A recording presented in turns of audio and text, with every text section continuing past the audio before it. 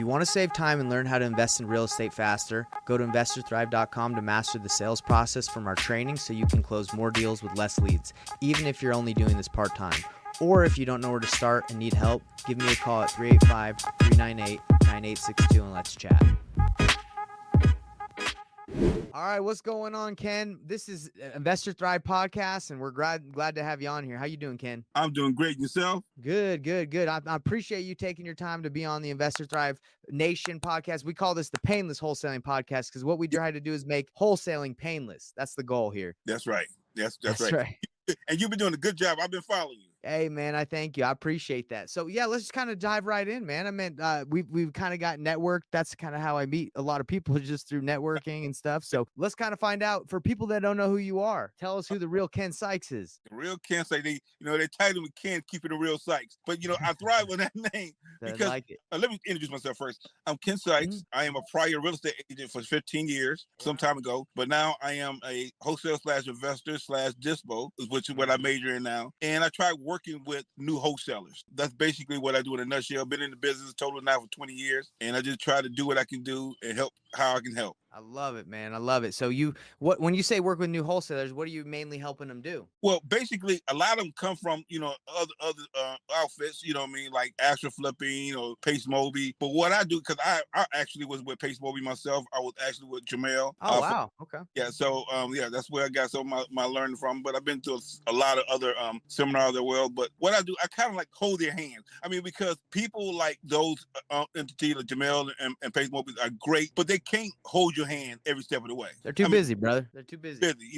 Too busy. And so what I do one-on-one coaching. I try to walk them through the process from A to Z. I like that. What I do. And trust me, man, I had to have a bottle of Cedrins and a bottle of Advil because they don't understand. It's like when you go to school, like when I was in real estate, I went and got my real estate license, but no disrespect to real estate agents, because that's my love.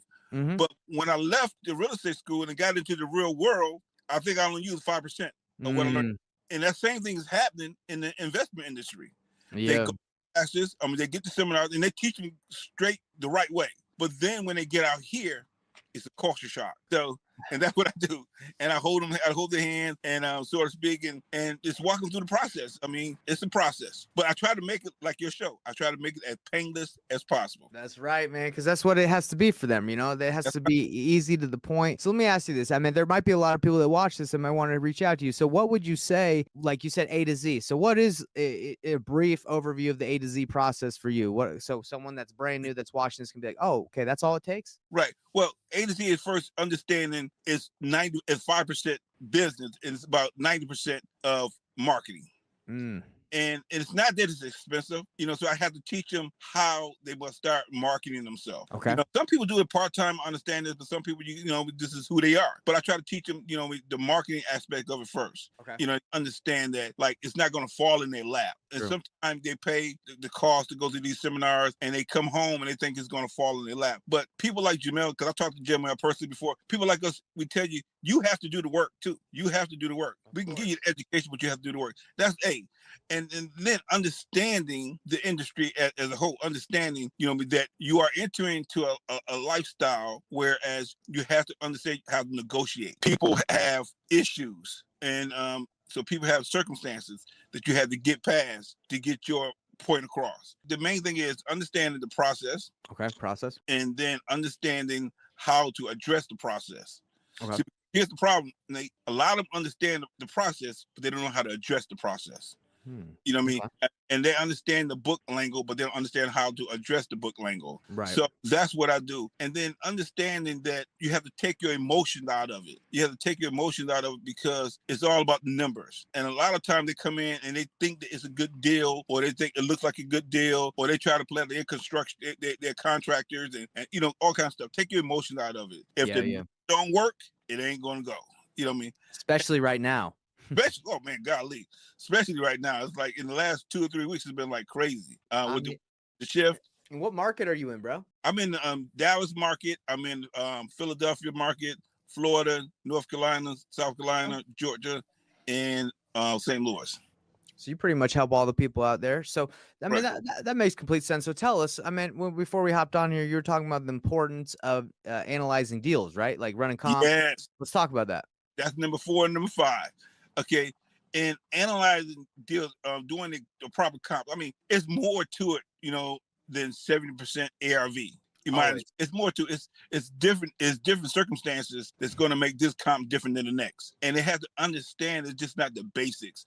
A lot of them come to me and they say, "Well, it's 70% and minus repairs." First of all, who did the repair? Who did the minus and repair? Was it you? I'm okay, whatever. So you say, oh, 5K? Yeah, that's not going to cover it. So they got to understand how to do the square footage, how to do the numbers, how to do the calculations, because a lot of times it's unsight, unseen. Yeah, and so you always cannot go by what the seller or whoever presented it to you stated it's going to need 20K repairs. It's best just to do your calculation. It's true. You'd be better off, and I know a lot of don't like to hear this, but you're better off leaving meat on the table than underbidding the project. I hear you, man. Do their own calculation per square footages. So what would you recommend for comps? That seems to be a hard thing for a lot of people. Where do they get the right information? Where do they get the comps? You have batch, batch leads. Okay. You have a PV now, and you have prompt stream. Those are my main ones that I use. I go to Zillow sometimes, but Zillow kind of might make you lose a deal. But I'm just saying, so what my team do, which makes us stand out different. Okay. I have 4 compers. Oh, wow. And when I do, I send them through all 4. And here's the good thing about it. I make sure none of my companies communicate on their company skills with one another, because I want that diversity in their company. So when the people come to me, I send them through all 4 compers, and then I look at them and I decide on this is where we need to go. So that's what and we major in that. So we just took the time out to build a team to do that. Now that's not to say that your comp or that's other person's comp is not accurate. That's just something we do. It's something that I came up with because I majored in that, because I am with a dispo. So this way I know if I say it's a deal, it's a solid deal. Yeah. Just a deal versus a maybe, because you got to borrow all sizes, or buy and hold, or whether it needs to get to a hedge fund. So we do that. We just set aside to do it that way. Yeah, no, I totally get that. So you got them. You got batch leads. You got prop stream. You got privy. You got Zillow occasionally, depending on the estimate. You don't usually go off of that. Okay. Right. So and we do Redfins too. Yeah, Redfin. Yeah. Yeah, we try. Now on top of that, I have 3 licensed agents with me. So it depends on where they at. One of them they can do it in 42 states. So we look at the MLS company. That's huge. MLS. Yeah, so we know that it's a deal from every aspect. So that's what we do, and it takes time, to do that. Which is why I know we hadn't talked about this. Which is why when a person comes in JV with me, now this is different, Nate, because I think I speak for all of us that it's a lot of work doing that. It's a lot of work doing these conferences. It's a lot of work, man. And the way they JV, man, it's like, 50-50. If I find a buyer on your deal, and if you find a buyer on your own deal, then I get 0. Nah, I don't roll like that because I put too much time in it. So it's 50-50. If I find the deal, it's your deal. But if you find your own deal, we're talking about like at least 75-25. Wow. Because of the work we put in. Mm-hmm. I mean, I have 4 compers. I mean, and when I dispo, me and my partner, Scott, when we dispo, we work hard at it. You work hard at yours too. And you work too hard for someone just to ride by and say, okay, I'm going to, you get somebody just ride by and say they like the property, and you sell it to them, and you didn't get all that work. Yeah. But that's what used to be back in the day. I'm telling my age, man. But back in the long days when it first started, JVing, it that way. It used to be, if I say I'm JV with you, I trust you, I believe in you, I know your history. So you and I are going to JV, and whoever finds the deal, we're gonna still split this deal as a JV partner. Okay. That used to be, but now it done got crazy. So let me kind of get a little bit better understanding. So if someone brings you a deal and says, "Hey, I got a good deal," you check it with your 4 compers, and it's a great deal. What is the split again? It's negotiable. I just threw that. It is 75-25 or 80-20. If you find the deal yourself after we did a JV agreement. Of course. So that would be 80 to you? No, 80 to them and 20 to okay, for finding the buyer, right? Right, for finding the buyer. Now see what I want to make sure I get this straight. It's your deal. Okay. Brought it to me, but you happen to find a buyer for your own deal. Okay. Oh, if I brought a known buyer. So Yeah, I have a JV deal. I bring it to you, say, help me find a buyer, and then I end up finding my own. You still, right, so you're saying give me 20% for the time that I spent with you. right, right. Mm. And I think that and I know a lot of ones that don't like this process say, oh man, I think that's a process that should be put in place because we put a lot of work in it. We put a lot of effort in it. And I think some people, when they hear people on, some of the groups that they say, well, we're going to JV with you. The difference between us and them, we put 100% effort into it. Right. You And, don't have to. yeah, so I think you ought to just, with that being said, pick and choose your person you want to JV with. Check their background out. Do something. And let me give you an example. My guy, Scott, and I, we just was working this deal like yesterday. Okay. And we got a buyers and everything in Philly. We got buyers ready to go in, and there are people out to inspect. And this buyer is in Florida. Okay. So he got a team that he sent in Philly to go check out the property, and everything. So that's a cost to him. So lo and behold, he did all that done. And yesterday we get a call and says that the other JV person contracted the property already. Frustrating. Yeah, that's very frustrating. Now, here's the thing. The good thing about it is it's not a lot. It's not a lot, but I was able to compensate him for him having the people come in because of this particular one was 75-25. Right. Right. And so it worked. But that's a prime example of what would happen if it was just a 50-50 split on the original JV and he gets nothing if you found your own deal and he didn't had these people come down here, pay whatever he may have paid them or whatever he had compensated them for to come, you do that. So it's important. I like that. So you're basically saying that you will JV with someone on a 50-50, but if they end up finding their own buyer, you still want to cut just because of all the time and energy you put into that deal. Right. Do you have them sign something that says that? Yes. What is it? Is it your JV agreement that says, hey, it's a JV agreement. It says on there, if buyer, if seller, yeah, subject JV individual find his own deal on this JV on this account, then we'll get it's negotiable. We'll get 20%, and they'll get 80%. Or if I find the buyer on the deal, then we'll do a 50-50 split. It states it on there, and some of them don't like it, and some of them don't. Yeah. Some of them don't like it. Okay. Right, and that's fine. That's fine. I mean, I got so many people that come to me now. It kind of is a relief for me. But so how do they come to you? By the way, how can more people come to you? I get about, I don't want to exaggerate, so I say I get about 20 deals a week that comes to me. How many of them are good though? About 7.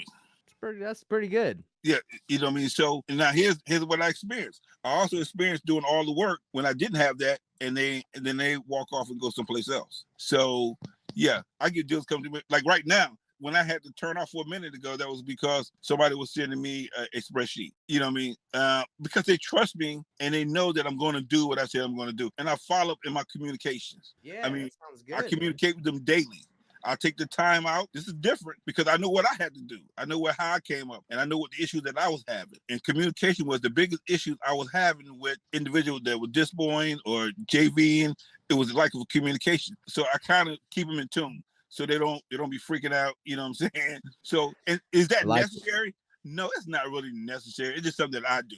So I don't want individuals feel like that what I'm saying is necessary because it's not. And a lot of people don't have the time to do that. I just take the time out. I like it, man. I like it. Well, you heard it here first, people. If you want to JV with my man Ken Sikes, you can hit him up. How can they reach you, brother? They can go ahead on they can catch me on Facebook at Ken Sikes Sr. They can inbox me or they can call me at 214-946-0291. And Patrick is in the process of completing my website. I love it, man. Sounds like you got a lot of good things going on, man. If you're getting 20 submissions a week, 7 deals out of those, that's pretty dang good, man. It's pretty good, man. It's pretty good. And the thing about it is the team have to be tight because they got to keep the chain rolling. They got to keep it rolling. So really when one slack off, the train stops. So we can't have them slacking off. You can't, bro. I love it. Well, hey, Ken, I mean, I appreciate your time. Is there anything else you want to leave, a little golden nugget, anything you want to leave for the world right now, the worldwide fans of Ken Sikes before we shut this thing down? Yeah, only thing I can say is just give me a call and I'll hook you up. No, but just make sure you understand how to comp your deals and understand the criteria for the end buyers. Okay. And once you understand those, it'll make it a lot less simple. It'll make it, what we say, it make it painless. That's right, brother. Painless wholesaling. That's what we do, right? Right. That's right. Well, hey, So, Ken, I'd love to, network with you a little bit more. I JV a lot with people too. So maybe we might be able to collaborate. Maybe you can help me move some of my deals. I don't know. We'll see. we definitely gonna work together for sure. Sounds good, man. Well, hey, Ken. All right, you be good. You be good, brother. Appreciate your time, man. I thank you. Yep. Bye.